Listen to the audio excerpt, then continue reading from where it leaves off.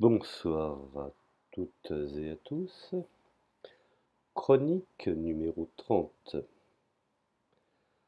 Dans cette chronique, je vais essayer de défalquer, voire de donner des explications un peu moins obscures, un peu moins savantes, afin que certains d'entre vous puissent comprendre, je dirais, les principaux courants de pensée économique. Et pour ce faire, je vais faire une explication légèrement détaillée, je dis bien légèrement, afin de pouvoir expliquer ce que sont les différents courants de la pensée économique. Et pour rentrer dans le vif du sujet, je vais expliquer l'histoire de la pensée économique et je vais mettre en évidence, je dirais, les trois principaux courants: le courant libéral, le courant marxiste et enfin le courant keynésien. Alors me direz-vous, autour de ces trois courants gravitent plusieurs théories économiques et écoles de pensée, fournissant, je dirais, des explications alternatives aux problèmes économiques contemporains. Menant bien entendu aujourd'hui jusqu'à d'autres écoles, un peu comme les poupées russes, d'autres écoles s'appuyant sur des écoles précédentes, comme par exemple ce qu'on appelle de nos jours, dans des cercles bien fermés, comme je parle souvent de la Silicon Valley parce qu'ils ont un poids non négligeable en matière de technologie, comme étant effectivement techno-capitalisme. Voilà. J'y arriverai, mais pour l'instant, je veux essayer de survoler quels sont les trois courants fondamentaux, et je le répète encore une fois: le courant libéral, le courant marxiste et le courant keynésien. Je ne vais pas me perdre à parler d'autres courants parce que je pense que ce serait un audio pardon, de plusieurs jours. Je ne lésine pas sur les mots. Alors, rentrons dans le vif du sujet. Le courant libéral se compose de deux branches. L'une classique qui apparaît à la fin du XVIIIe siècle, l'autre néoclassique à la fin du XIXe siècle. Bien entendu, l'un s'appuie sur l'autre. L'économie politique classique est née avec la société, je dirais, industrielle.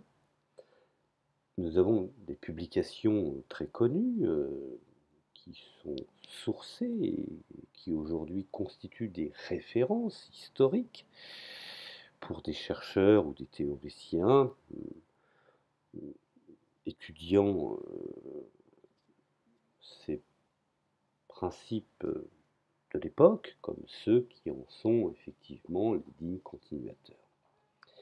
Alors nous avons en premier lieu la publication en 1776 par Adam Smith des recherches sur la nature et les causes de la richesse des nations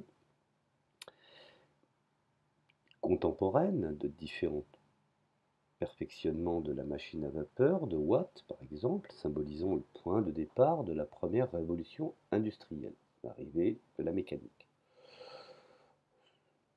Quand on qualifie bien entendu la machine à vapeur, on précise l'arrivée du chemin de fer et du moteur à explosion, enfin une multitude de choses qui finalement fait rentrer de plein fouet la société du moment dans une autre, je dirais, dans une autre époque. Alors cette œuvre est aussi l'aboutissement d'un long mouvement d'idées au XVIIIe siècle, ce qu'on appelle le siècle des Lumières, qui a incarné deux principes, des principes fondamentaux, dont effectivement a pu naître deux idées, je dirais, antagonistes, qui a été le libéralisme et le marxisme.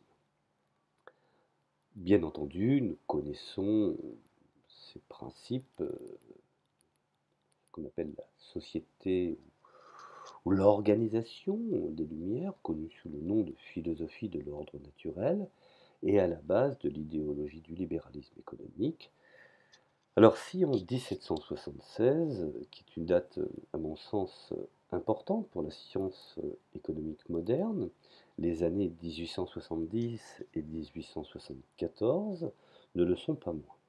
Je m'explique. Le classicisme, légué par Adam Smith, évolue grâce à la technique de calcul, à la marge et à la théorie de l'utilité. Le terme néoclassique, parmi lesquels on trouve Karl Menger, donc l'école de Vienne, ou Léon Walras de Lausanne et Stanley Jevon de Cambridge, désigne des économistes qui travaillent dans le champ économique de l'équilibre général, indépendamment de leur idéologie respective. Il faut noter que pour ce qu'il en est du premier, donc en l'occurrence Walras, il se disait socialiste. Bon, vous savez, c'est un petit peu je dirais, les nuances, pas subtiles, mais les nuances de taille pour celui qui effectue la recherche entre Milton Friedman et Friedrich von Hayek. Certains grossièrement les qualifient de successeurs l'un à l'autre, et pour ceux qui ont habilité ou qui sont assez habiles dans le distinguo de la théorie, on pourrait considérer que Hayek serait plus social que Milton Friedman, bien que l'un prétend, je dirais, à la connaissance de l'autre. Alors, pour ne pas non plus rentrer dans l'école de Chicago, qui est encore un autre problème, mais je vais traiter de l'école de Chicago dans cet audio, je dirais que le courant classique, le courant ce qu'on appelle le courant du XVIIIe siècle, qui est caractérisé par une évolution radicale des mentalités, comme je l'ai exprimé tout à l'heure, l'arrivée d'une société industrialisée, donc des valeurs, des techniques et des processus économiques. Il s'agit de ce que l'on appelle la première révolution industrielle. La puissance économique réside davantage dans la détention de biens de production que dans la sphère des échanges. Vous savez, c'est un principe qu'il faut bien, je dirais, intégrer dans sa raison. Alors, c'est en Angleterre, bien entendu, première grande puissance à l'époque, avec Adam Smith, en 1723 jusqu'en 1790. Nous avons également Thomas Malthus, connu bien entendu chez certains experts comme le père du malthusianisme, de 1766 à 1834. L'ineffable ou l'inénarrable David Ricardo, 1772 à 1823. Et puis en France, bien entendu, avec Jean-Baptiste Say, de 1767 à 1832, que naît, en fait, quand on réunit tous ces penseurs, où on peut définir, à partir de cet instant-là, que naît la pensée libérale classique. Alors, il faut bien comprendre qu'entre Smith, Malthus, Ricardo et Say, il y a des nuances. Et ces nuances peuvent être de taille. Mais malgré la pluralité de leurs travaux, les auteurs classiques parviennent à forger une analyse qui repose sur quelques grands principes, je dirais, fédérateurs ou identiques. Nous avons également le modèle de l'Homo economicus, de ce que Ezra Pound plus tard a défini comme étant l'entité économique. Nous avons plusieurs postulats qui sont évoqués par le courant classique. L'individualisme des agents économiques.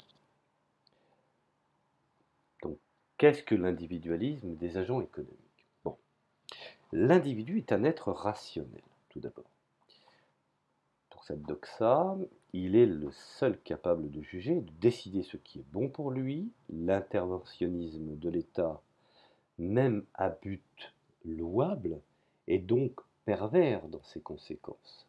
Chaque individu poursuit son intérêt particulier, ce qu'on pourrait qualifier d'utilitarisme par la maximisation des satisfactions, et la minimisation de l'effort, ce que certains vont traduire par l'hédonisme.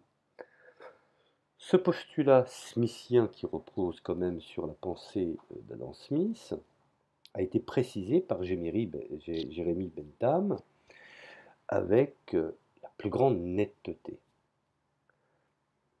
Ensuite, n'oublions pas que ce modèle, qui est incarné par, je dirais, ces 4 pontes du libéralisme économique, parce que c'est en cela que pour eux leur théorie doit être, je dirais, mise en avant, c'est l'affirmation de la liberté économique. Alors, dans cette conception, comment pouvons-nous traduire cette liberté économique qui dérive naturellement de l'ordre naturel? Le modèle de l'homo economicus, de l'homme économique, justifie en retour le libéralisme économique. La propriété privée des moyens de production est une garantie de la liberté. Car pour eux, le libéralisme est lié à une conception de la liberté. Mais la liberté est multiple, tout comme le capitalisme est multiple, tout comme le marxisme est multiple. C'est en cela que ceux qui sont les sachants des différentes théories savent pertinemment qu'on ne peut pas qualifier de marxisme ou de libéralisme ou de capitaliste sans en savoir sur quel fondement s'appuie l'individu. Ou alors il ne fait que, je dirais, caqueter un mot qu'il a entendu de ci, de là, et qu'il en comprend les termes, je dirais, vulgaires, non pas vulgarisés, pour s'attribuer finalement au fond cette appellation. Bon, je m'égare.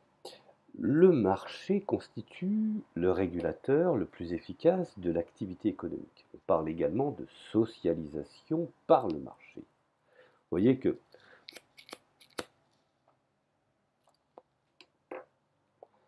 si le capitalisme est effectivement, je dirais, l'adversaire du socialisme, il n'en demeure pas moins qu'il émane d'une même praxis de réflexion. Et qu'à des moments, il peut très bien, je dirais, en utiliser les outils du socialisme, tout comme le socialisme peut à des moments utiliser les outils du capitalisme. Bon, cela est encore une autre affaire. Je poursuis. La recherche de l'individu, ou l'intérêt, je dirais, individuel, permet de réaliser l'intérêt général car il existe une main invisible. C'est ce que Ricardo définissait par le marché, qui guide les passions individuelles.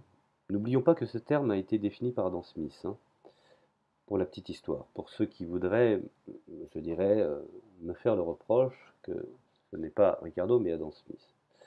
Mais effectivement, le terme d'origine a été défini par Adam Smith, la fameuse main invisible. Alors revenons, je dirais, à nos affaires. Le mot est tout à fait approprié. Alors le marché qui guide les passions individuelles vers le bien de tous. Ce n'est pas la bienveillance du boucher, du marchand de bière ou du boulanger que nous attendons notre dîner, mais bien du soin qu'ils apportent à leurs intérêts. Nous ne nous adressons pas à leur humanité, mais à leur égoïsme. Et ce n'est jamais de nos besoins que nous leur parlons, c'est toujours de leur avantage. Ce que disait Smith en 1776.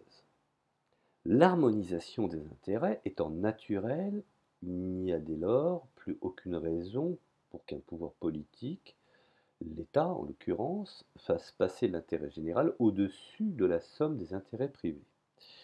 C'est comme ça qu'aujourd'hui nous avons des gens de qualité qui sont sincères dans leurs croyances et qui sont persuadés que le capitalisme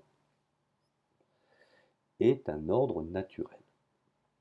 Or, sont à la fois aussi des individus sociaux, dans le cadre de la famille, dans le cadre du partage, du travail, de l'associatif,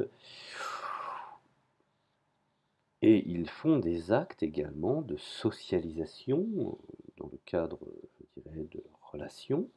Donc les choses sont plus compliquées que cela. Alors revenons au rôle de l'État, selon von Mises. Von Mises précise qu'il est important de garantir le fonctionnement sans heurts de l'économie de marché contre la fraude et la violence, tant à l'intérieur qu'à l'extérieur du pays. L'État doit donc se garder d'intervenir au-delà de son domaine naturel, ce qu'on appelle les fonctions régaliennes, ce que certains qualifieraient comme État gendarme. D'autant plus qu'en portant atteinte aux libertés économiques, il engage les hommes sur la route de la servitude. Les libertés économiques sont le rempart des autres libertés, ce qui est, à mon sens, une définition déclarée bien entendu par Friedrich von Hayek. Et la meilleure garantie des libertés est la propriété privée des moyens de production. Hayek lui-même précise que notre génération a oublié que la meilleure garantie de la liberté est la propriété privée, non seulement pour ceux qui la possèdent, mais presque autant pour ceux qui n'en ont pas. C'est parce que la propriété privée des moyens de production est répartie entre un grand nombre d'hommes agissant séparément que personne n'a un pouvoir complet sur nous et que les individus peuvent agir à leur guise. Ça, c'est ce qu'on peut appeler la définition hayekienne de la propriété privée. Pour Hayek, qui est, je dirais, le digne continuateur de ces quatre penseurs, il définit premièrement l'état gendarme sans intervention, alors en garantissant quand même des frontières, dont effectivement la liberté est l'élément le plus fondamental, garantissant par voie de conséquence les moyens privés de production. Cet état gendarme a pour responsabilité l'intérêt individuel, tout en étant dans un lieu de socialisation. Vous voyez, on emploie le mot de socialisation, qui serait la main invisible, donc en fait le cadre, le marché, et par voie de conséquence serait l'intérêt de tous, ce qu'on pourrait qualifier d'intérêt général. Alors, me direz-vous, la permanence de l'équilibre économique, qui est un système, je dirais, économique conduit par le principe de la liberté économique, tend naturellement vers l'équilibre lorsque celui-ci n'est pas réalisé. Il faut savoir que les prix s'ajustent à la hausse ou à la baisse. La loi des débouchés de Jean-Baptiste Say stipule que toute offre créée automatiquement ou in fine c'est débouché, c'est-à-dire l'offre crée une demande équivalente. Dans ce concept-là, il y a une certaine forme d'analyse de la production. Et cette analyse de la production, chez les classiques, repose essentiellement sur les 4 piliers suivants. La division du travail, la théorie de la valeur, la loi des débouchés de Jean-Baptiste Say. La théorie, bien entendu, quantitative de la monnaie. Alors, la conception de la division du travail, qui est on ne peut plus, je dirais, oxymorique à la conception marxiste, mais qui est non sans un certain intérêt. Chez les classiques, par exemple, le processus de production et la combinaison de facteurs de production, ce qu'on pourrait qualifier terre, travail et capital, plus la spécialisation des tâches, ou encore, je dirais, la division du travail qui est poussée. Plus le produit obtenu, qu'on appelle la combinaison des facteurs de production, sera élevé, donc automatiquement ce qu'ils en déduisent par efficace. Dans son ouvrage, par exemple, Recherche sur la nature et les causes de la richesse des nations, je dirais qu'Adam Smith introduira la division du travail en s'appuyant sur le célèbre exemple de la manufacture d'épingles. Rappelez-vous, un ouvrier tire le fil à la bobine, un autre dresse, un troisième coupe la dressée, un quatrième en pointe, un cinquième est employé à émoudre le bout qui doit recevoir la tête. Cette tête elle-même, l'objet de 2 ou 3 opérations séparées.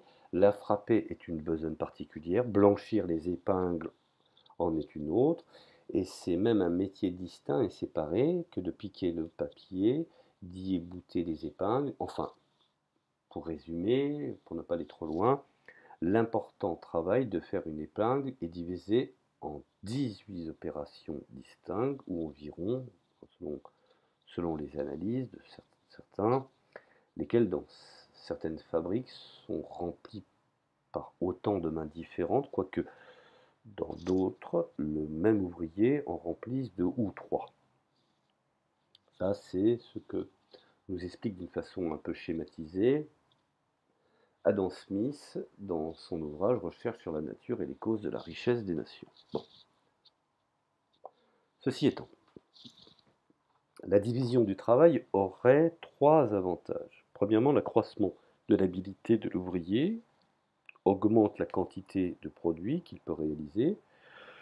Deuxièmement, le gain de temps qu'il perd en passant d'un ouvrage à l'autre peut être réutilisé, donc ce qu'on définit aujourd'hui comme recyclé, dans une autre activité. Troisièmement, la division du travail serait à l'origine de l'invention de toutes les machines propres à abréger et à faciliter le travail.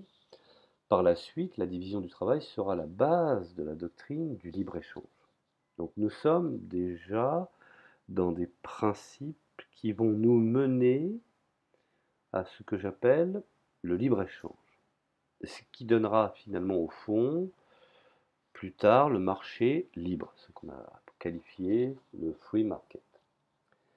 Prôné bien entendu en tant que libre-échange par les classiques.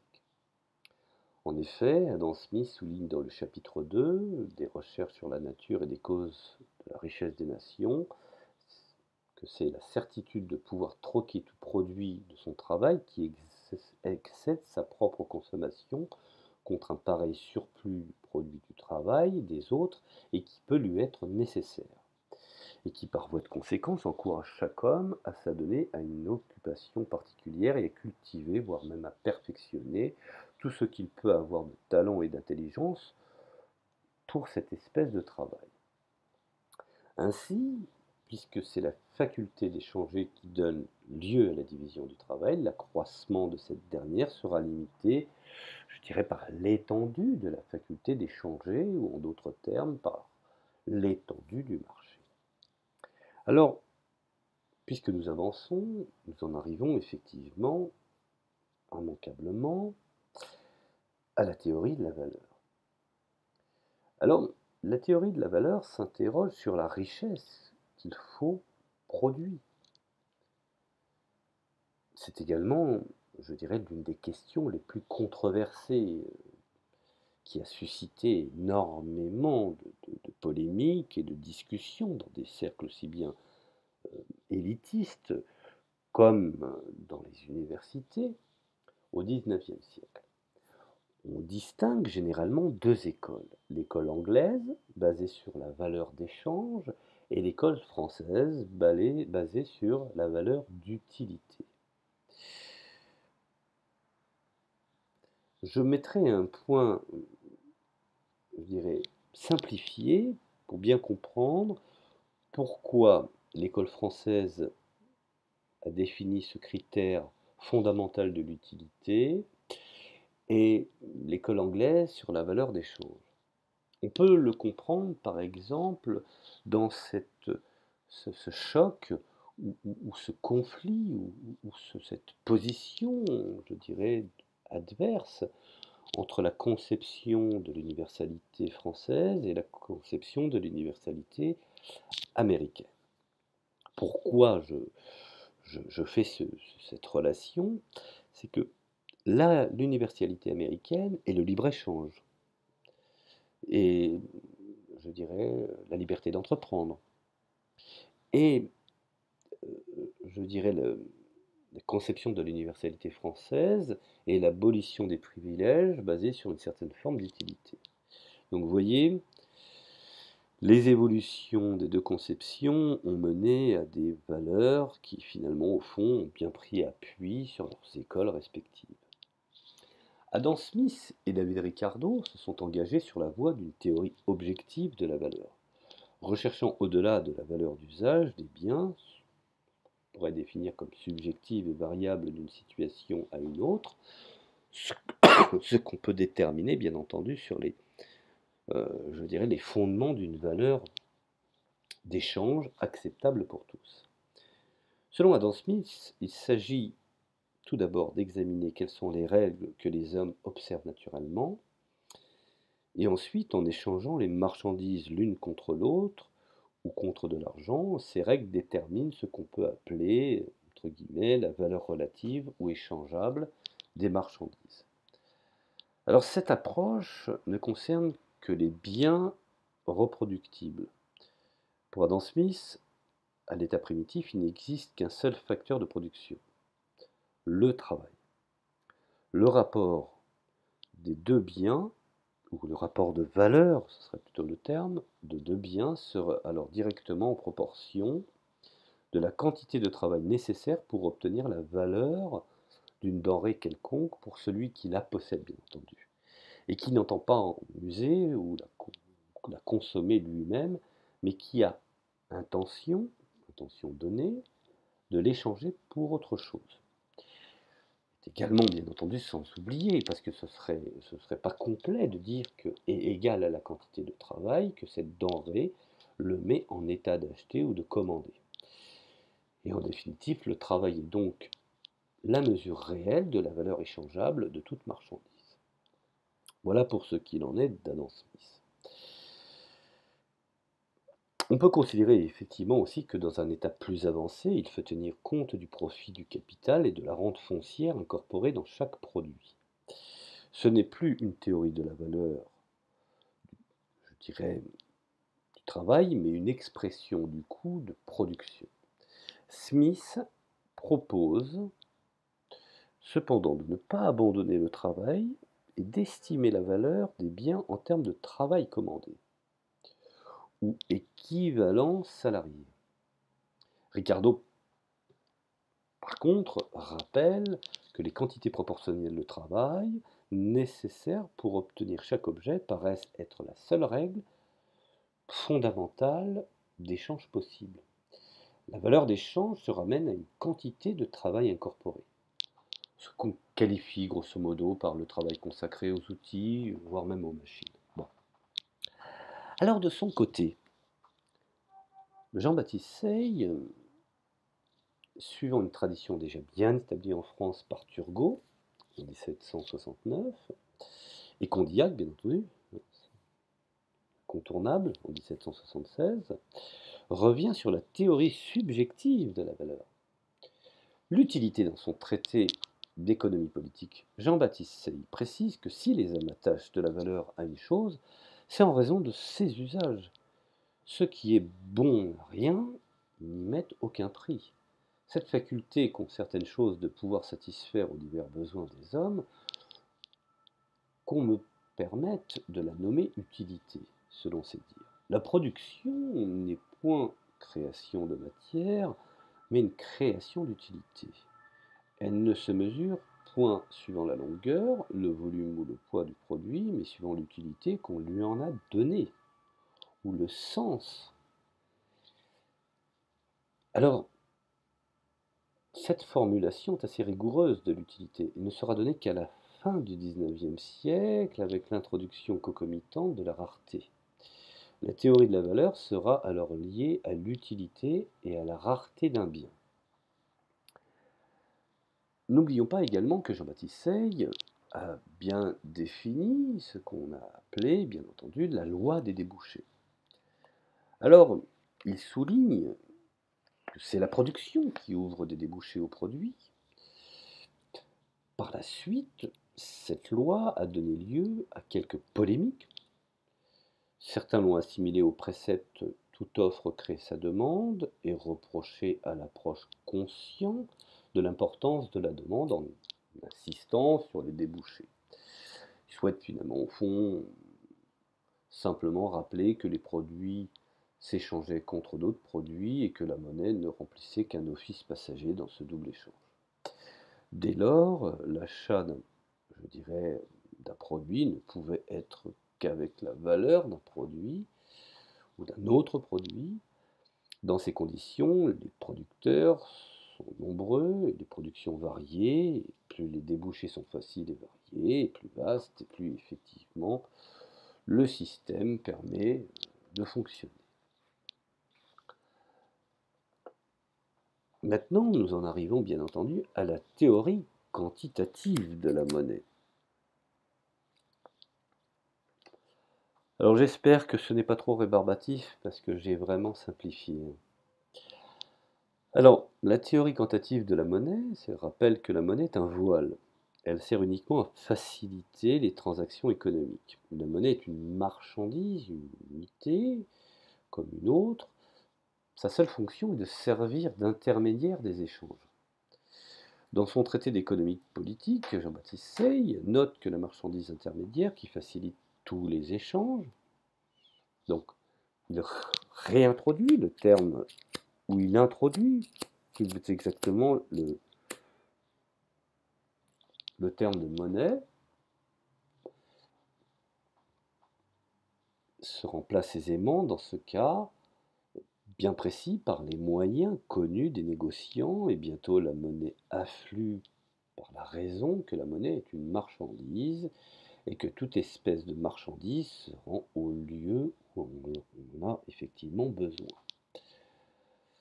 L'équation, je dirais, est un élément fondamental puisque elle dessine ce qu'on appelle le TQM, donc qui illustre ce phénomène. Elle se présente de la manière suivante. Donc M.V égale P.Y. M désigne la masse monétaire, V la vitesse de circulation de la monnaie, P bien entendu le niveau général des prix et Y les transactions économiques. Considérer que la monnaie est un voile revient à accepter le raisonnement suivant que toute hausse de M doit correspondre à une hausse de Y, c'est parce que les transactions économiques augmentent que l'on a besoin de plus de monnaie. Inévitable. Si M augmente indépendamment de Y, c'est alors que P qui augmentera, ce qu'on appelle une augmentation de monnaie, qui ne correspond pas à une augmentation des transactions économiques et génère une hausse des prix, c'est-à-dire, dans un langage courant, ce que les économistes définiront comme l'inflation. Ensuite, nous avons le concept de la répartition. Alors, il faut être honnête là-dessus, la question de la répartition a été également, je dirais, l'occasion, et encore aujourd'hui, de beaucoup d'experts de discuter de la mise en place ou de la mise en forme de cette répartition. Elle n'est pas encore tout à fait tranchée. La question de la répartition du produit concerne les classes au nombre de 3. Tout d'abord, les propriétaires terriens, les capitalistes, et en dernier lieu, les travailleurs. Chaque classe offre une contribution particulière au produit, un facteur de production propre, qu'on détermine par la terre, le capital et le travail. Chaque facteur reçoit un revenu qui lui est propre et dont la détermination est spécifique. Ce qu'on va définir aussi par ces 3 points d'échoppe, que sont la rente, le profit et le salaire. La théorie de la rente, pour bien expliciter ce que ces 4 fondamentaux ont bien voulu nous faire comprendre, la théorie de la rente est associée à 2 apports. Malthus et Smith considèrent que la rente foncière est considérée comme un don gratuit de la nature récupéré par les propriétaires fonciers en vertu de leur pouvoir monopole de détention de la terre. De leur côté, Ricardo et Mill introduisent le principe de la rente différentielle, Comme la terre est limitée, les rendements sont décroissants. On admet ainsi que les nouvelles terres qui seront mises en chantier seront de moins en moins fertiles. Ensuite, nous avons la théorie de l'intérêt. C'est pour ça qu'il est très très compliqué de pouvoir parler comme ça d'un capitalisme qui ne s'appuierait sur rien dans une discussion de comptoir. C'est très difficile. Car même à l'intérieur des théories du libéralisme et du capitalisme, tous ces penseurs n'étaient pas d'accord, ou étaient des fois même adversaires concernant la mise en place des théories.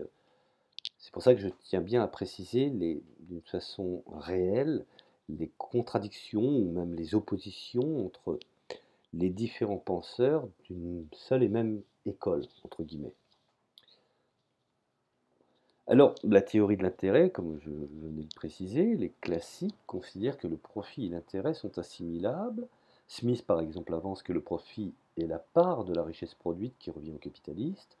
Pour Ricardo, il s'agit de faire une soustraction entre la valeur créée et la part allant aux salariés pour assurer, bien entendu, leur entretien.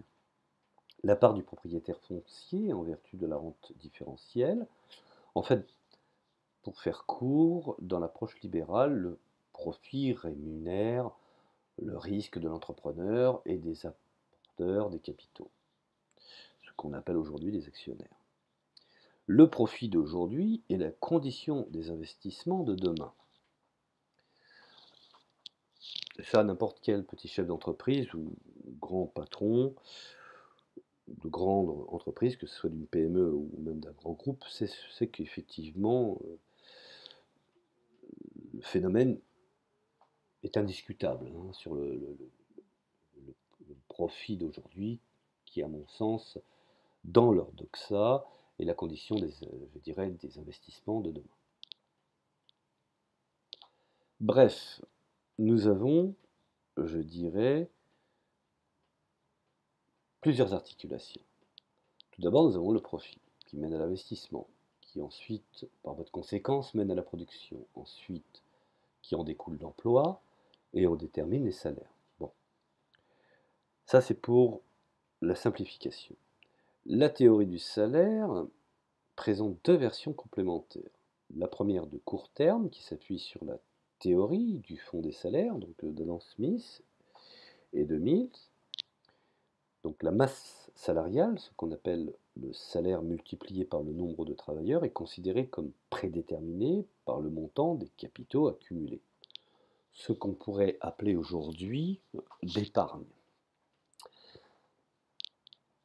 Bien entendu, ces capitaux accumulés par les capitalistes pour engager le processus de production. Ainsi, on peut déterminer aujourd'hui que Wn égale S, où W désigne le salaire, N le travail et S l'épargne.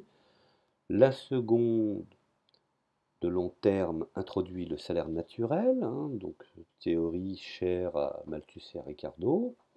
Le travail est une marchandise qui a un coût de production correspondant à un minimum nécessaire à l'entretien ouvrier de sa famille. Alors, dans cette évolution, nous avons effectivement de plus en plus de structures se développant dans ce qu'on pourrait appeler ces formes de répartition dans la production chez les classiques. Alors nous avons, pour faire très court, pour schématiser, la production.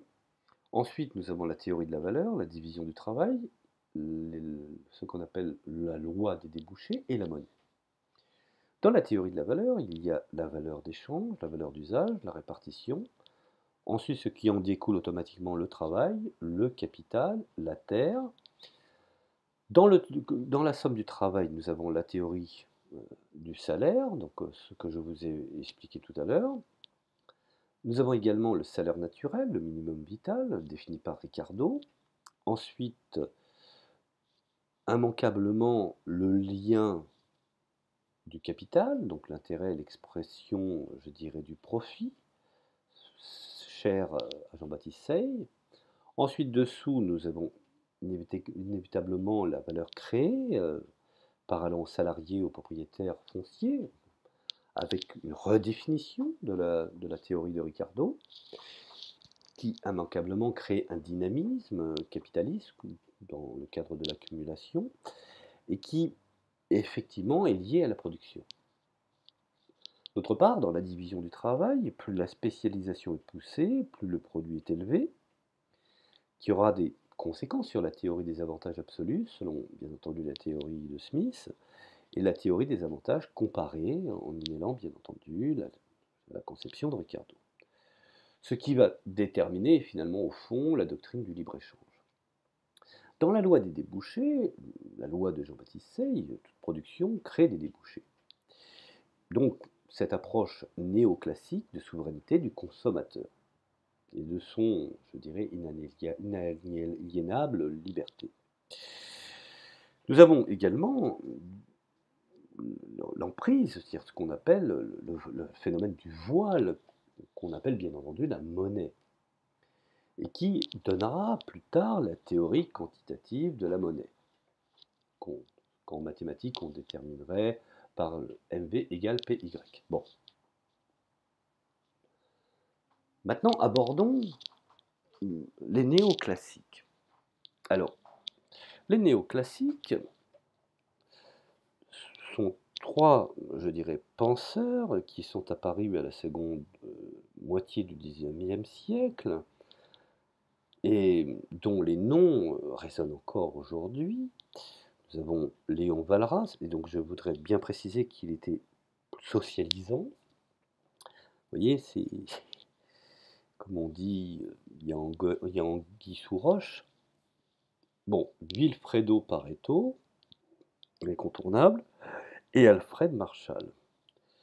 Ces trois penseurs ont apporté trois notions qui, à mon sens, sont essentielles. Premièrement, la théorie néoclassique cherche l'explication des phénomènes économiques au niveau des comportements individuels. Donc là, nous avons franchi un palier plus important. Nous intéressons à l'individu. Donc, et à son comportement. Donc, bien entendu, cela, selon leur conception, guidée par le principe de rationalité. Et c'est la démarche de la microéconomie, le modèle de l'homo economicus, ainsi sur le fait que tout comportement relève d'un calcul et d'un choix explicite ou implicite. Le consommateur cherche, je dirais, à maximiser leur utilité compte tenu de la contrainte de leurs revenus. En fait, les consommateurs sont placés perpétuellement devant des choix à effectuer entre plusieurs biens. Pour, je dirais, essayer de ne pas trop aller dans des calculs compliqués, on pourrait qualifier ici les biens de X et Y. Compte tenu de la contrainte de revenus, si les consommateurs décident d'acheter plus de biens, X par exemple, il devra renoncer à une certaine quantité de biens Y. La variation du prix des biens X et Y, que l'on qualifie d'effet de substitution, ou la variation du revenu, effet revenu, ce qu'on qualifie, dessert ou resserre la contrainte qui pèse sur le consommateur. Par exemple, en utilisant le calcul à la marche, les néoclassiques ont montré que l'utilité marginale, qui représente la valeur à laquelle le consommateur estime le bien, est décroissante en fonction des quantités consommées.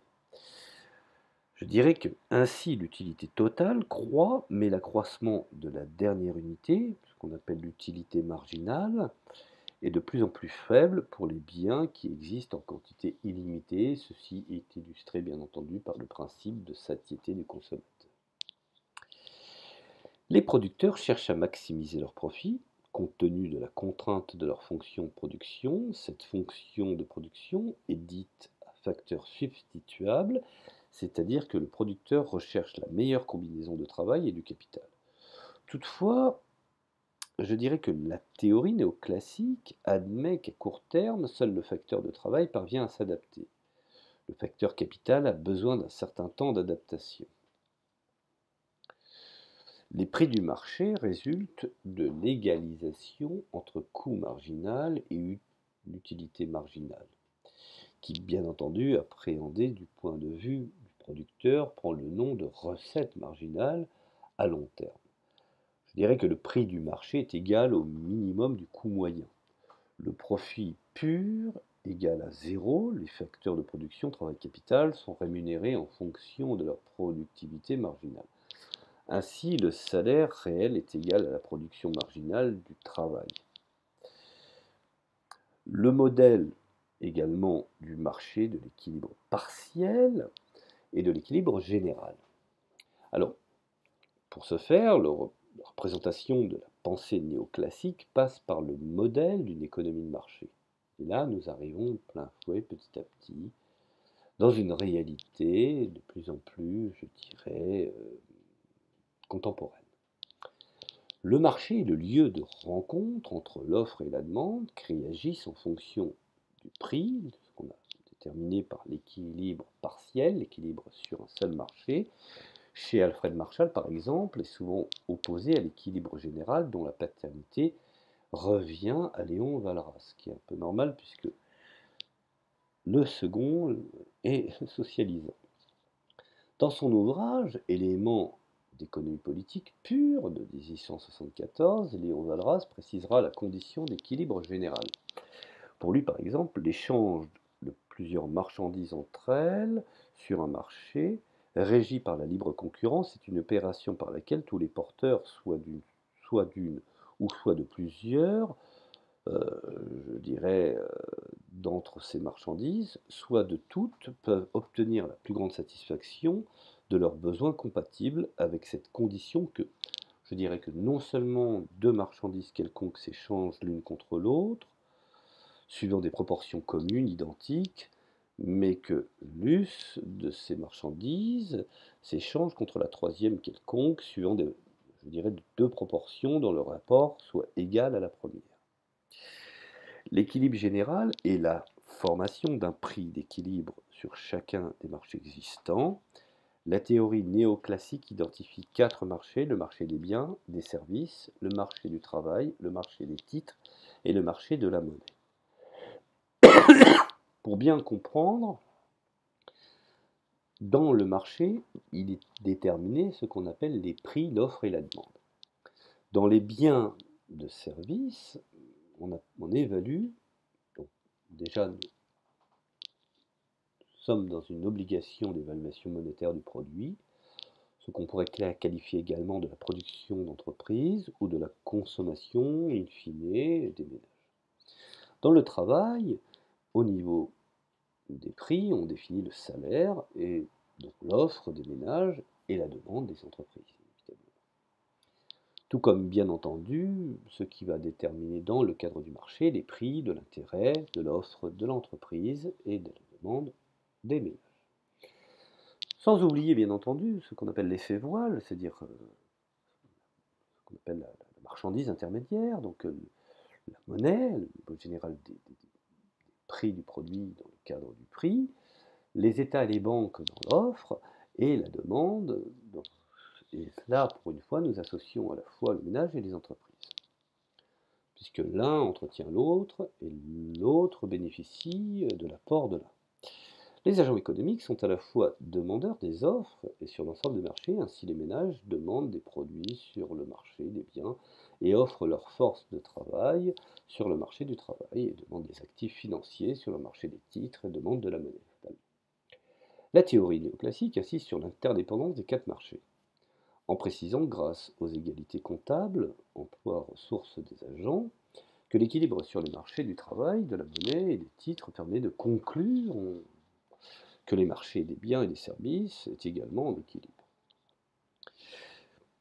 Dans cette théorie, l'équilibre général, il est bien défini que, premièrement, il y a un équilibre sur le marché des biens et des services, qui doit être, je dirais, égal aux équilibres des marchés des titres, plus on pourrait considérer l'équilibre du marché du travail, plus les équilibres du marché de la monnaie. Bon. Par ailleurs, Léon Walras suppose l'existence d'un commissaire-priseur qui centralise toute l'information sur le volume et les conditions de transaction et propose des prix.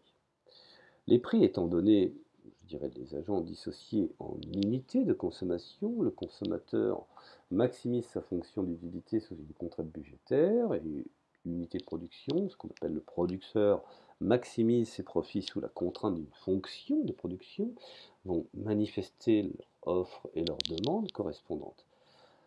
Alors on me dirait, cette confrontation entre offre et demande pour un certain système de prix s'effectuera, je dirais, sans qu'aucun échange n'ait eu lieu. C'est une des raisons pourquoi je voudrais bien préciser que concernant Léon Walras, où certains disent que la France est marxiste, non.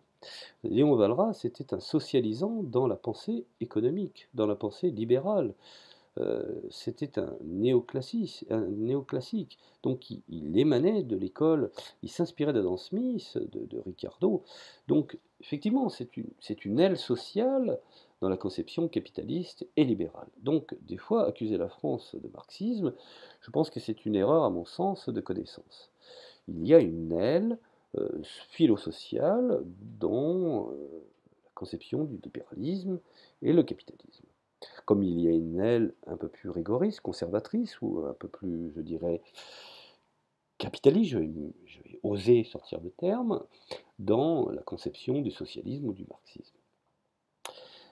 Il faudrait qu'un jour je fasse un audio là-dessus, parce que beaucoup de gens font des confusions qui me semblent extrêmement spirites là-dessus. Mais enfin bon. Alors, effectivement, revenons sur la demande qu'on appelle l'offre pour aboutir à un niveau de système des prix. Le processus d'ajustement continuera sans que s'effectue aucun échange, jusqu'à qu'il existe je dirais, un même système de prix pour tous les opérateurs, tel que pour chaque bien. Alors l'offre, je dirais que soit égale à la demande et que les échanges ne puissent s'effectuer en dehors de ce même système des prix, eh bien, Vilfredo Pareto, qui intervient, précisera que l'équilibre général est un optimum. C'est-à-dire que il est impossible d'améliorer la satisfaction d'un individu sans détériorer celle d'un autre. Autrement dit, les échangistes sont satisfaits à l'équilibre, mais il n'y a plus de possibilité d'échange. L'équilibre avec un système de prix unique aboutissant ainsi, je dirais, à la maximisation des satisfactions pour l'ensemble des agents économiques. C'est en cela qu'il détermine après ce que j'appelle inévitablement ce qu'on va qualifier de démarche normative. Donc, dans la théorie néoclassique, est normative dans la mesure où les équilibres ne sont pas ce qui est, mais ce qui doit être. Ce qui est une nuance entre ce qui est imaginé et ce qui est réel. Dans une certaine manière, je dirais, il faut modifier le réel dans le sens des hypothèses du modèle. Mais pas très loin d'une certaine analyse marxiste. Ceci explique l'utilisation courante du modèle concurrence pure et parfaite, sur le marché bien entendu. Le prix est unique, compte tenu de la rationalité des comportements, sous les hypothèses de la fluidité du marché, ce qu'on pourrait déterminer par, bien entendu, les moyens de circulation de l'information. Bon. De transparence du marché, l'information est disponible à tous, ce qu'on pourrait définir par l'atomicité de l'offre et de la demande. Aucun agent ne peut agir sur le marché d'homogénéité des produits standards et absence de barrières à l'entrée, bien entendu. En concurrence pure et parfaite, les prix deviennent une donnée pour les agents économiques, considérés individuellement. On ne dit finalement, au fond, on les qualifie comme des price takers, où le prix unique garantit au producteur que toute la production offerte trouvera un débouché à ce prix. Alors maintenant, nous allons arriver aux différentes écoles libérales, celles qui prennent appui sur tous ces courants, mais qui, quelque part, à mon sens, et ce n'est qu'une analyse personnelle, parfois s'y opposent.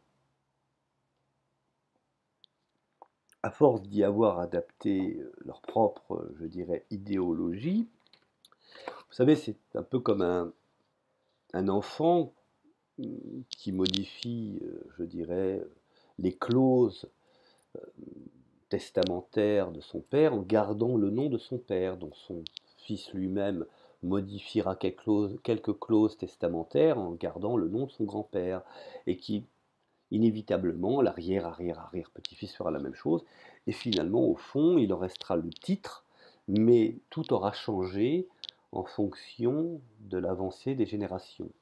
Ben, nous pouvons faire effectivement cette, je dirais, comparaison avec certaines écoles libérales euh, qui interviennent dès les années 70. Alors, je vais traiter déjà d'une des grandes écoles qui a fait beaucoup parler d'elle, et dont effectivement je suis personnellement opposé, mais que je dois connaître, qui est fort intéressante, hein, on ne peut pas le nier. C'est tout d'abord l'école de Chicago et le courant monétariste. Alors, pour bien faire, je vous renvoie à Milton Friedman, bien entendu, l'incontournable Milton Friedman. Je vous invite à lire son livre Liberté et capitalisme. Il faut le lire absolument. Ce n'est pas un livre très compliqué, mais qui vous donnera un aperçu un petit peu sur la pensée des années 70 et son influence sur aussi bien les domaines économiques que politiques, qui aujourd'hui, étonnamment, sont assez liés. Et donc, il est important de comprendre ce penseur, qui a été aussi prix Nobel d'économie, on ne peut pas le nier, bien qu'il est mon adversaire, entre guillemets, le mot est très fort, mais en tout cas, je ne souscris pas à ses thèses, mais je lui reconnais quand même une certaine intelligence et un certain savoir. Alors voilà, donc l'école de Chicago et le courant monétariste, donc avec Frank Knight, de 1885 à 1972, qui effectivement est le fondateur de l'école dite de Chicago, non pas Milton Friedman. Milton Friedman est celui qui l'a porté à la connaissance du monde en influençant des pouvoirs politiques, mais c'est Frank Knight qui a effectivement fondé l'école de Chicago. Il a effectué un ouvrage qui était fort intéressant, mais qui, à mon sens, est un peu dépassé, qui s'appelle Les risques et l'incertitude du profit, en 1921, pardon. Alors Knight introduisit, je dirais, une distinction entre le risque et l'incertitude. Le risque correspond à une situation dans laquelle l'avenir peut être appréhendé par l'intermédiaire de probabilités. On dit que l'avenir est probabilisable. À l'opposé, l'incertitude désigne, vous voyez, comme on commence à s'écarter des pères fondateurs. Donc, désigne une situation dans laquelle il est impossible de faire une quelconque projection. Donc, pour Knight, pas de probabilité possible. Encore une fois, je parle de la théorie économique, hein, je ne vais pas parler de leur position et de leur responsabilité dans la géopolitique. Hein. Ce n'est pas le but de cet audio. Bon. Alors le profit est ainsi présenté comme la contrepartie du risque assumé par l'entrepreneur, ou tout du moins la certitude dans laquelle il est lorsqu'il prend une décision. Le profit sera donc d'autant plus élevé que l'incertitude de l'avenir est grande. C'est une des raisons pourquoi je ne fais jamais de critiques stupides et irresponsables.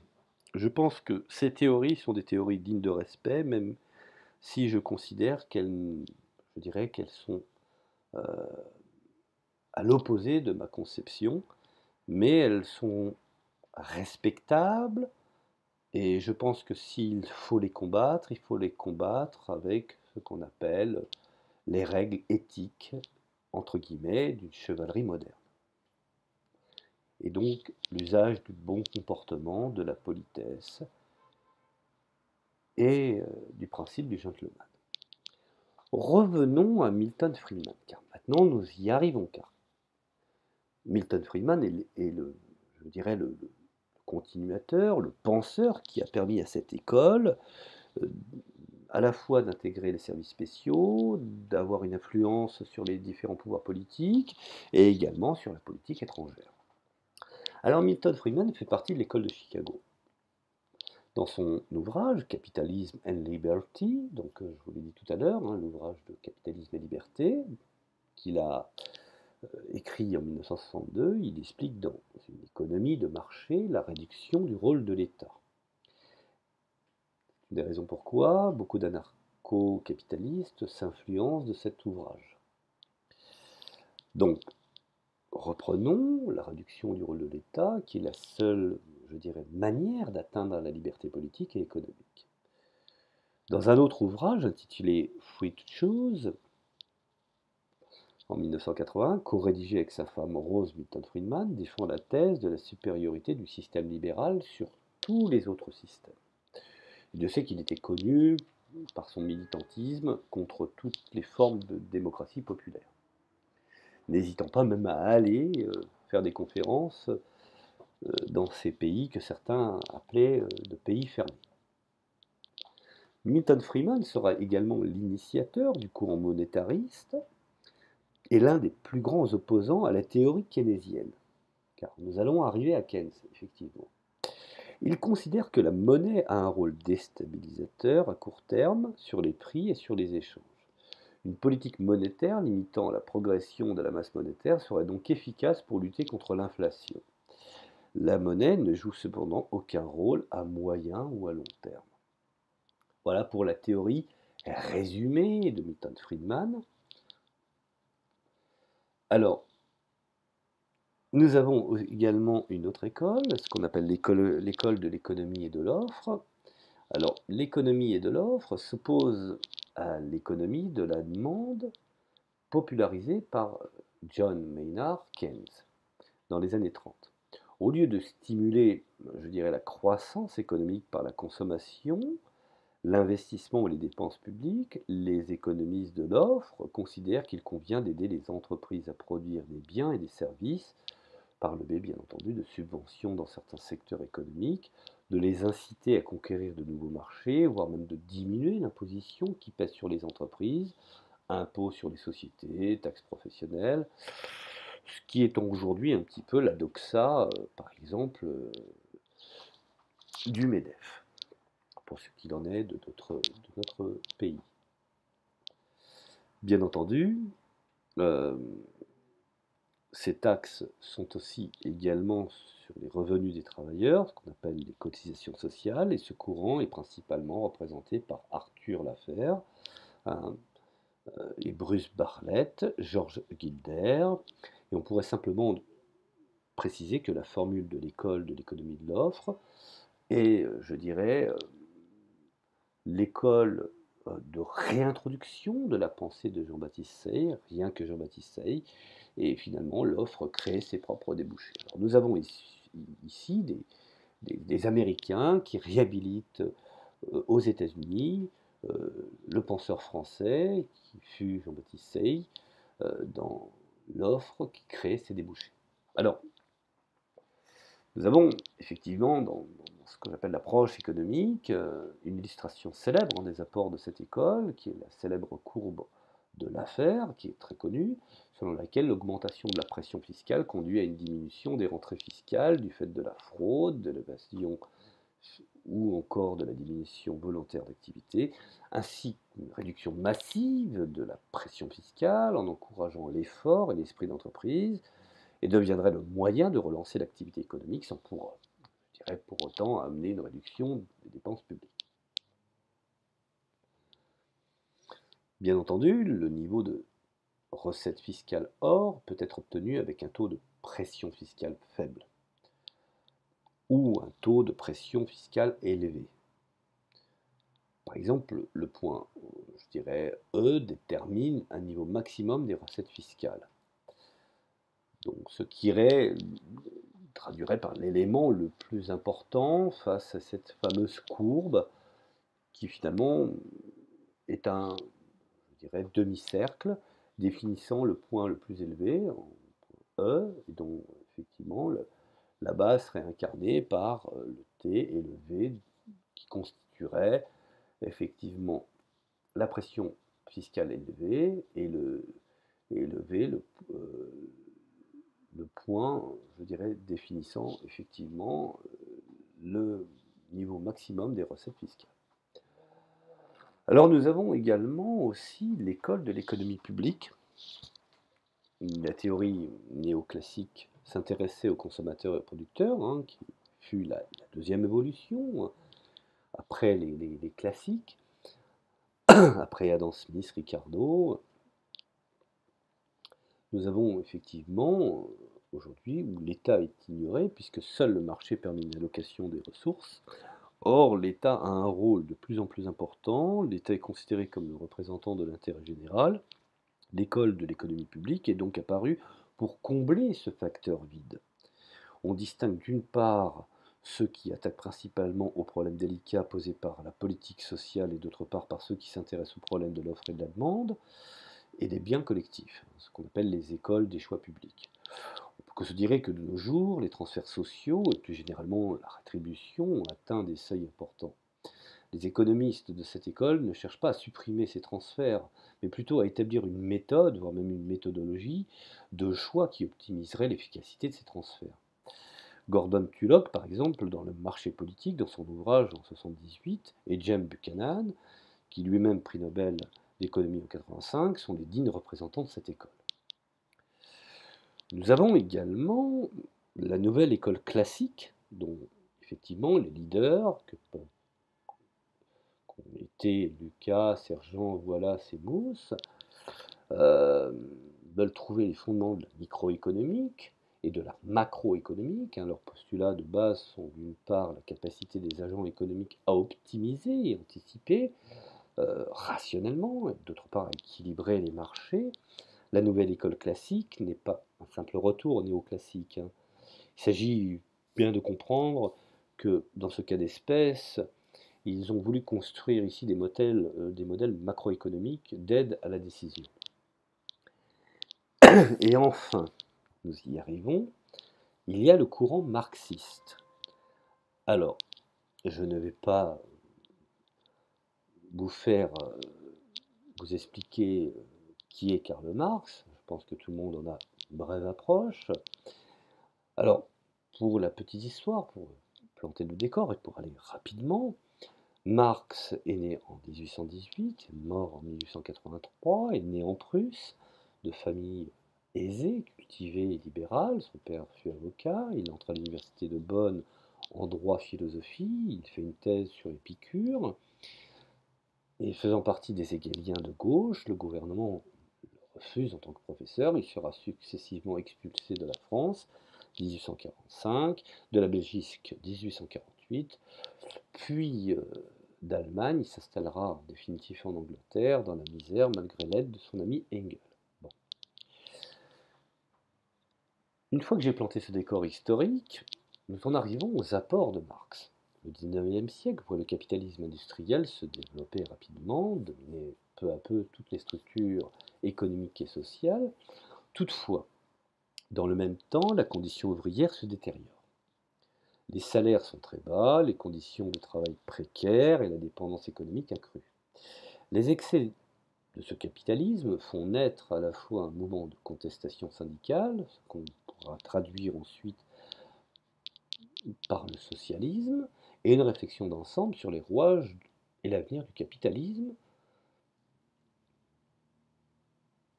Marx étudie, je dirais, en effet, la société capitaliste anglaise, première nation industrielle, afin d'en tirer certaines lois. Il s'agit avant tout d'une étude historique du développement et de l'essor du capitalisme. Cette critique du capitalisme est contenue dans son ouvrage majeur, Le Capital, en 4 tomes. Ouvrage ardu, complexe, mais tellement essentiel. Puisqu'aujourd'hui, toutes les écoles, quel que soit le banc, quel que soit le rang, quelle que soit l'activité, reconnaissent la qualité de travail de Karl Marx concernant ces volumes du capital, qui sont, je dirais, incontournables, et dont effectivement, un bon capitaliste aguerri en maîtrise, je dirais, la connaissance. Alors, pour Marx, la recherche de la plus-value, le courant marxiste s'oppose, je dirais, à la théorie libérale en démontrant manifestement que l'organisation capitaliste de la société aboutit à l'exploitation de la plus grande partie de la population par les détenteurs des moyens de production. La société se divise donc en deux grandes classes qui s'affrontent, le prolétariat qui détient la force de travail et la classe d'époque des nantis, la bourgeoisie qui détient effectivement le capital. L'affrontement de ces classes s'effectue dans un cadre du processus de production. Marx distingue deux sphères importantes. Tout d'abord celle de l'échange de marchandises et celle qu'on pourrait qualifier de MAM, les marchandises, argent, marchandises. Bon, celle de la production, celle du cycle AMA, donc le capitalisme avancé marchandises produits obtenus, qu'on appelle A égale C plus V, c'est l'utilisation des machines et des matières premières. Ce capital constant ne produit ou ne procure aucun surplus capitaliste. V sert à avancer les salaires de la main-d'œuvre. Il est la seule source de valeur créée et directement proportionnellement, je dirais, au temps de travail. Bon. Marx part du principe que la force du travail, seule source de valeur, n'est pas payée par le capitaliste au prorata de la valeur qu'elle a permis de créer, mais marchandise comme les autres, à sa valeur d'échange bien entendu, qui, suite à la théorie du minimum vital, correspond au temps de travail exigé pour produire les biens nécessaires de sa reproduction. Le capitaliste récupère à son profit la différence qui constitue la plus-value, encore ce qu'on, à l'époque, on qualifiait de surtravail, ce qui donne A égale C plus V plus PL, pour que finalement A appartienne à A'. Donc, je ne vais pas rentrer là-dedans parce que ce sont des théories après de calcul. Là n'est pas l'intérêt. Bon, nous en arrivons à la crise du capitalisme. Pour Karl Marx, par exemple, la crise du capitalisme est inéluctable. Elle est en devenir. Et ceci pour plusieurs raisons. Les décisions des agents économiques ne sont pas coordonnées. D'une part, la production et la consommation sont des opérations disjointes. Les biens sont produits pour être vendus en échange de monnaie et non pour satisfaire la demande. Ce qui, inévitablement, entraîne des désajustements entre production et consommation. D'autre part, l'investissement est réalisé par les entreprises capitalistes dans des branches susceptibles de procurer des taux de profit élevés, sans pour autant, je dirais, qu'une demande effective soit assurée. Si l'économie est décomposée en deux sections productives, l'une de biens de production, ce qu'on va déterminer par la section 1, et l'autre, je dirais, des biens de consommation déterminés par la section 2. L'absence de coordination de l'investissement empêche la réalisation permanente des conditions d'équilibre d'une telle économie. L'économie capitaliste fait apparaître un problème de sous-consommation ouvrière. L'entrepreneur individuel, en cherchant à maximiser à tous azimuts ses profits, va faire pression sur les salaires qui représentent un coût non négligeable. Or, ces salaires sont un élément de demande effective. Cette situation devrait s'accentuer avec la croissance, je dirais, du salariat. Ceci, bien entendu, caractérise une situation de surproduction par rapport à je dirais, à la demande effective. Le marché va sanctionner cette surproduction en entraînant une baisse des prix qui va elle-même provoquer une baisse du taux de profit. Et cette baisse du taux de profit va inciter les capitalistes à investir dans d'autres activités et dont, en définitive, le taux de profit joue ainsi le rôle régulateur je dirais, des désajustements, et la chute des prix et du taux de profit provoque une baisse de la production, de l'emploi et du pouvoir d'achat. C'est globalement, ce qu'on pourrait synthétiser ou résumer par une certaine forme de dépression. Enfin, la recherche d'une plus-value, toujours plus importante, notamment grâce à des salaires bas, que Marx appelle minimum de subsistance, et de la concurrence entre capitalistes, devrait provoquer une paupérisation des ouvriers, un blocage dans le développement du système capitaliste. Cette contradiction doit entraîner la destruction du capitalisme et de l'avènement du socialisme.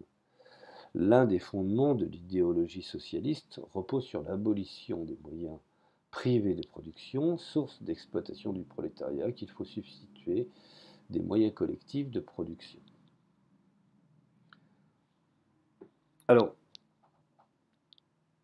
il faut bien comprendre que cette crise du capitalisme est un phénomène structurel ou systémique. Il existe en effet une cause profonde à rechercher dans les contradictions du système capitaliste, et une cause immédiate. Concurrence permanente entre capitalistes, développement économique, guerre coûteuse et fastidieuse, accumulation du capital qui en vient à créer des conditions d'une surcapacité de production par rapport à la demande effective. Dans le même temps, elle est cyclique et régulatrice. Marx considère par exemple que la crise va naître la reprise, la dépression entraîne une dévalorisation de la partie du capital productif qui n'est plus en mesure de produire suffisamment de profit. Ce processus a trois conséquences. Premièrement, la concentration industrielle, secondo, la réduction des taux de salaire permettant la hausse du surplus pour les entreprises restantes, quatrièmement, la hausse du taux de profit, qui est, je dirais, le rapport entre la valeur du surplus qui augmente et la valeur du capital engagé qui, inévitablement, je dirais, diminue. Alors, ce qu'il faut bien comprendre, ce qui est un point fondamental dans la théorie de régulation de Marx, pour lui, la théorie de la régulation est un prolongement de sa propre pensée, ce qu'on va qualifier plus tard de la pensée marxiste. La théorie de la régulation trouve son origine dans une critique sévère et sans partage, voire même radicale,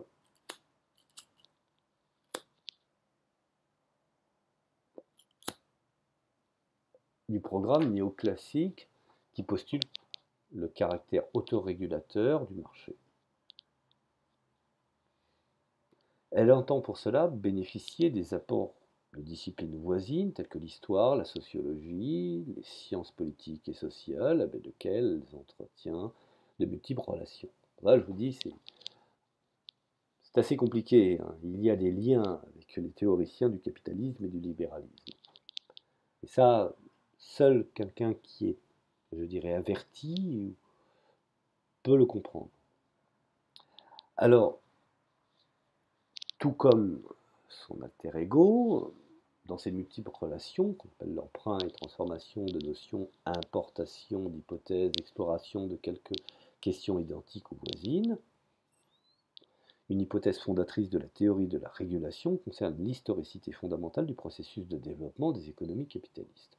Dans ce mode de production, l'innovation organisationnelle, technologique, sociale devient permanente et met en mouvement un processus dans lequel les rapports socio-économiques connaissent une transformation tantôt lente et maîtrisée, tantôt brutale, échappant au contrôle de l'analyse, ce qui est aujourd'hui un petit peu la situation. Alors, le pari de la théorie de la régulation est donc d'historiciser les théories économiques. Enfin, la théorie de la régulation se donne pour ambition d'expliquer avec le même ensemble d'hypothèses des problèmes tels que le chômage, le progrès technique, la construction européenne, et dont effectivement ces chefs de file sont, je dirais, Boyer et Aglietta. Vous voyez que quand on parle de marxisme sociétal, je ne sais pas ce que ça veut dire. Car pour moi, le marxisme, c'est avant tout une théorie économique. Donc, si certains n'ont pas pu, du moins n'ont pas été capables d'en comprendre, je dirais, les subtilités économiques, ils l'ont traduit par une sorte de, je dirais, de doxa comportementale, grand bien leur fasse. Mais encore une fois, le marxisme sociétal, pour moi, je dirais, une atrophie. Donc, en aucune façon, Marx a défini des mœurs ou des règles, je dirais, de comportement dans une société. Si ce n'est qu'effectivement, une prise de conscience à travers des conceptions d'analyse de la société dans ce cas-là, je dirais, de profond, dans le réel de l'économie. Alors dans son ouvrage La théorie de la régulation, une analyse critique, par exemple de Robert Boyer en 86, qui précise que la généralisation de l'échange marchand rend les crises possibles. À ce moment-là, il introduit une notion intermédiaire, celle de ce qu'on appelle le régime d'accumulation, suggérant que de telles contradictions peuvent être surmontées. Par exemple, on désignera sous ce terme l'ensemble des régularités assurant une progression générale et relativement cohérente de l'accumulation du capital, c'est-à-dire permettant de résorber ou d'étaler dans le temps les distorsions ou les déséquilibres qui naissent en permanence du processus lui-même. Car toute activité va gérer, c'est ce que disait Spengler également, toute activité peut générer son contraire. Bon. En ce sens, les crises économiques majeures sont des crises de mutation entre une régulation ancienne qui permet plus la croissance économique et une nouvelle régulation qui permettra de résoudre les causes profondes de la crise. L'origine de ces mêmes régularités apparaîtra à travers des formes institutionnelles définies comme la codification d'un ou de plusieurs rapports sociaux fondamentaux. Par exemple, Robert Boyer introduit 5 formes institutionnelles: la monnaie, le rapport salarial, la concurrence, les modalités d'adhésion au régime international et en définitive l'État. Intervenant bien entendu dans la même détermination du régime d'accumulation, cet ensemble de concepts intermédiaires permet à Boyer de définir la notion de régulation. On qualifiera ce mode de régulation, je dirais, tout ensemble de procédures et de comportements individuels et collectifs, qui a la triple propriété de reproduire les rapports sociaux fondamentaux à travers la conjonction de formes institutionnelles historiquement déterminées, soutenir et piloter le régime d'accumulation en vigueur, assurer la compatibilité dynamique d'un ensemble de décisions décentralisées. Le mode de régulation décrit, je dirais, ainsi comment les formes institutionnelles, à travers les moyens ou leurs moyens d'action, conjuguent et contraignent les comportements individuels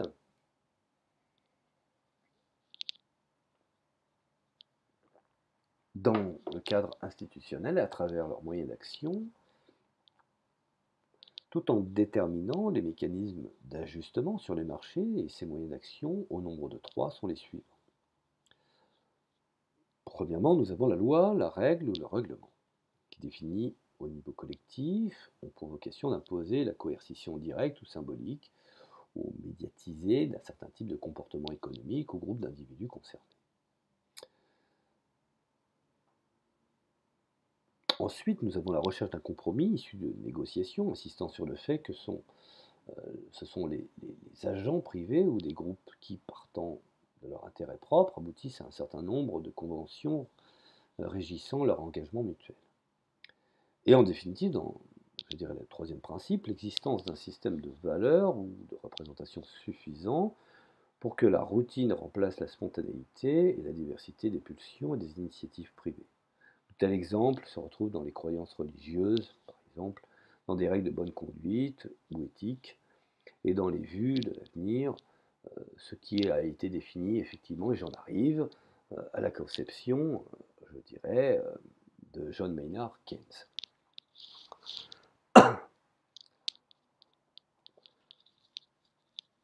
Alors, dans ces régimes d'accumulation que certains ont voulu réguler, on peut considérer qu'effectivement, il y a non seulement dans ce régime d'accumulation des rapports sociaux, d'un mode de production, une organisation économique, dans un cadre capitaliste, tout en définissant la codification, ce qu'on appelle les formes institutionnelles, et dont l'organisation économique, par effet de pyramide, définira la monnaie, le rapport salarial, la concurrence, l'adhésion, je dirais, au régime international et les formes de l'État.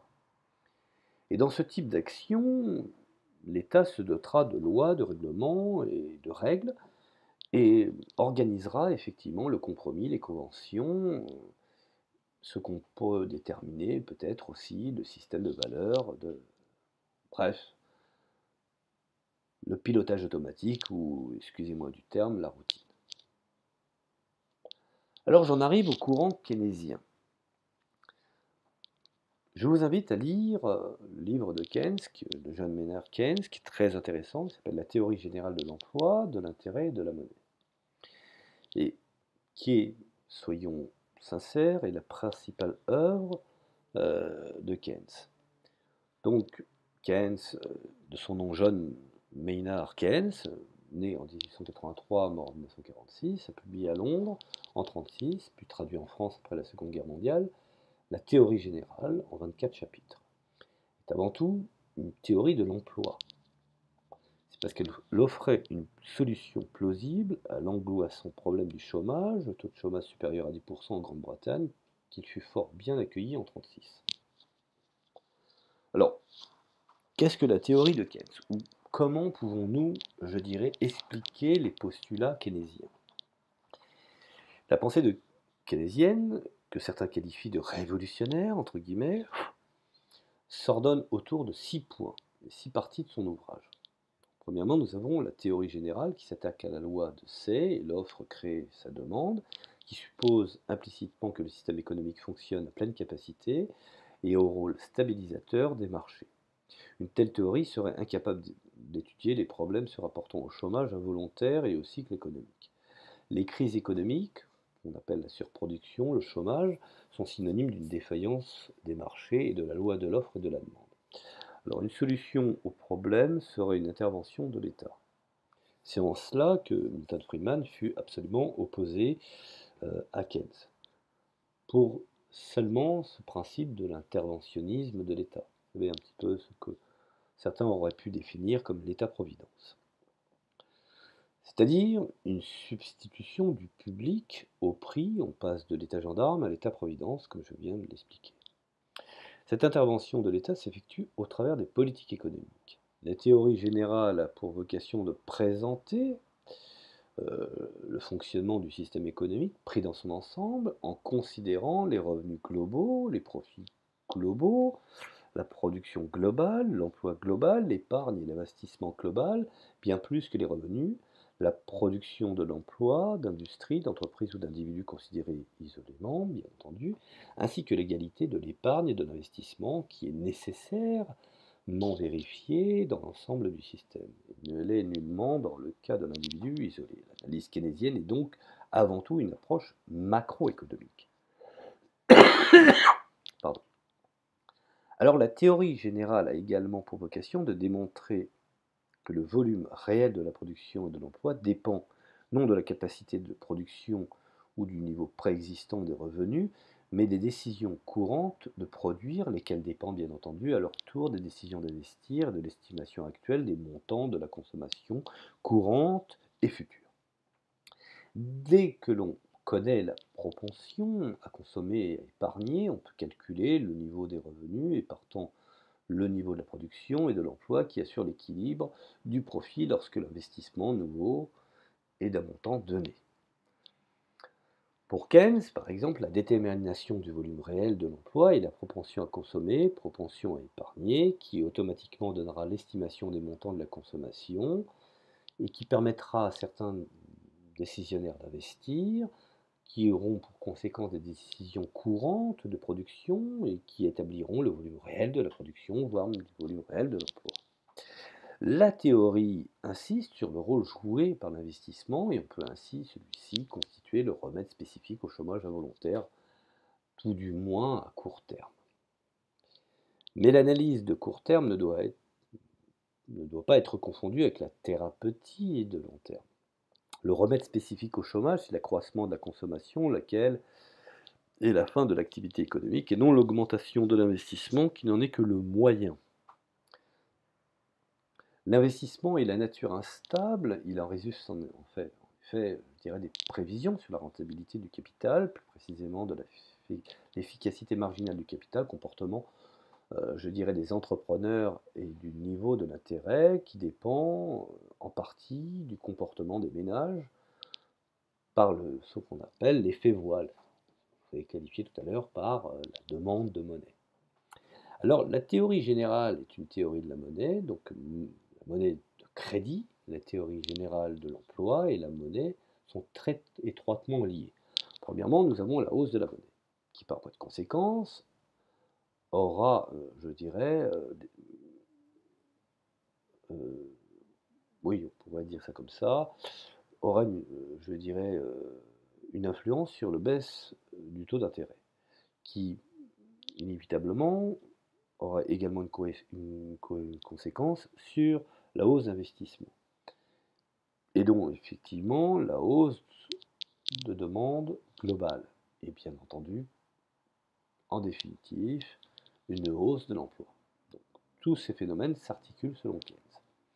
La quantité de la monnaie est la variable indépendante la plus importante de toutes, puisqu'elle est commandée par les autorités. Keynes dénonce le fait que de nombreux économistes ont soutenu que le montant de l'épargne courante déterminé par l'offre du capital frais, que le montant de l'investissement courant en gouvernait la demande et que le taux d'intérêt était le facteur d'équilibre ou le prix déterminé par le point d'intersection de la courbe d'offre d'épargne ou de la courbe de demande d'investissement.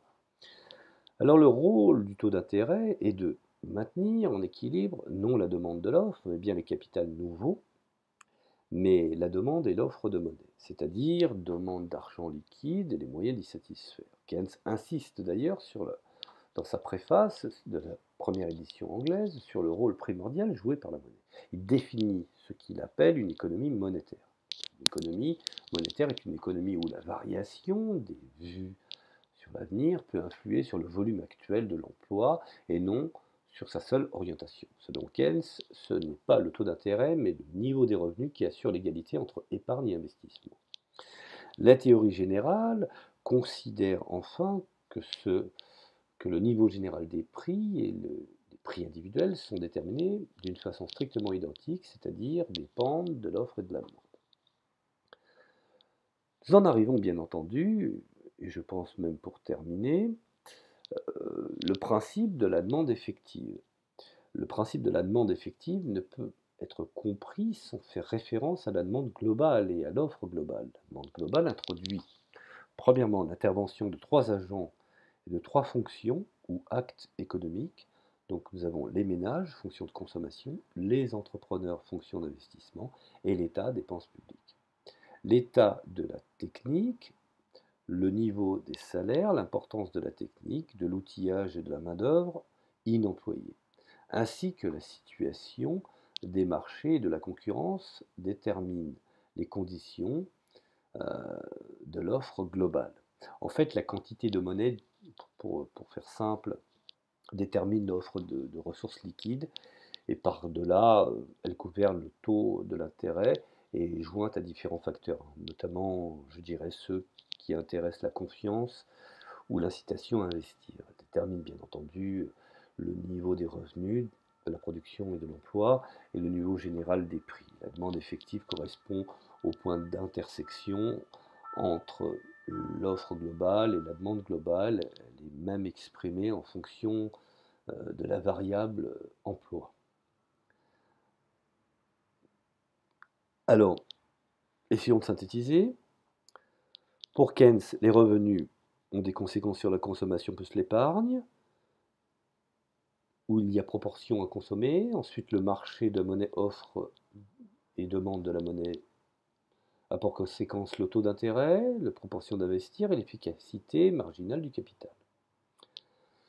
Le niveau technique et le niveau des salaires, ce qu'on appelle l'importance de l'outillage et de la main-d'œuvre inemployée, ce qu'on appelle la situation des marchés et de la concurrence. Il y a à la fois un lien avec la demande globale, sur ce que je viens de préciter, l'offre globale qui, par voie de conséquence, est une demande effective, qui va traduire par le volume de production, et bel et bien le volume de l'emploi, et va générer effectivement le niveau général des prix. Alors Keynes stipule que le chômage est le résultat d'une insuffisance de la demande effective, et l'État peut agir sur ce que j'appelle les deux composantes de la demande globale. Premièrement, sur la consommation, donc l'État peut augmenter les revenus disponibles en réduisant la fiscalité plus directement. L'État peut accroître sa propre consommation, ce qu'on appelle la consommation publique. Sur l'investissement, bien entendu, en réduisant le taux d'intérêt, l'État va réduire le coût et des emprunts pour les ménages et le coût de financement des investissements pour les entreprises. Dans les faits, l'action de l'État se traduira par une politique budgétaire expansive de dépenses et de recettes. Plus précisément, l'État va chercher à augmenter ses investissements publics. L'impact sur l'économie sera que proportionnel, ce que l'on appelle l'effet multiplicateur. Alors, ce qu'il faut savoir, c'est que Keynes a généré également aussi une école. Et de cette école, une autre école est née. Et de cette deuxième école, ce qu'on a appelé tout comme les classiques, qui ont été les néoclassiques, il y avait les keynésiens, et aujourd'hui nous trouvons les néo-keynésiens, qui par contre sont héritiers, entre guillemets, de la pensée keynésienne. Alors, au-delà des différences d'interprétation de la pensée keynésienne suscitée, il est possible de distinguer les néo-keynésiens, les post-keynésiens et les nouveaux keynésiens. Dans ce qui suit, je vais essayer de présenter succinctement certaines thèses élaborées par ceux-ci et qui ont développé leurs analyses dans le courant des années 70. Ils développent ce que j'appelle, et ce qu'il est convenu finalement au fond de définir, aussi parfois la théorie du déséquilibre, ou encore l'analyse des équilibres à prix fixe. Ce qui pourrait se traduire également par les modèles macroéconomiques explorant cette voie et trouvent leurs origines dans les travaux, par exemple, de Barreau-Grossman ou de Benassi, de Grandemont, de Younes ou de Malavo. Alors ils poursuivent un double but, généraliser l'étude des déséquilibres en considérant que les ajustements sont lents à s'effectuer, déterminés par les fondements microéconomiques de la macroéconomie keynésienne. Cette théorie explique que les marchés ne s'équilibrent pas automatiquement et qu'en conséquence, il peut y avoir des déséquilibres se traduisant par des rationnements de certains agents économiques. Ces rationnements prennent selon le contexte des formes diverses. Prenons par exemple deux marchés, le marché des biens et le marché du travail. Ces deux agents, ménages et entreprises, considéreront un excès d'offres sur le marché des biens et sur le marché du travail. Alors voilà, je vous ai expliqué rapidement un petit peu les deux conceptions qui, finalement, au fond, pour, je dirais, les béotiens ou pour les novices, peuvent s'opposer radicalement. Et finalement, au fond, quand on s'aperçoit que chez ces penseurs, il y avait, je dirais, aussi bien des conflits, des désaccords, même des écoles se prétendant de certains par leur évolution, comme je l'ai bien expliqué tout à l'heure, sur, je dirais, cette image testamentaire, même des trahisons, en se revendiquant quand même de certaines écoles, tout en ayant trahi le message. Donc il est très très difficile de faire des analyses, je dirais, catégorielles des individus, tant que la théorie n'est pas comprise. Donc c'est pour cela je vous remercie, j'espère que je n'ai pas été trop long, car malheureusement, traiter de ces théories demande beaucoup de temps et j'ai essayé de simplifier autant que faire se peut. Je vous remercie, j'espère que ça vous a apporté une petite idée sur les différentes écoles qui ont géré un temps ou qui aujourd'hui sont une certaine évolution de nos sociétés contemporaines. Je vous dis à la prochaine chronique et je vous remercie de m'avoir écouté.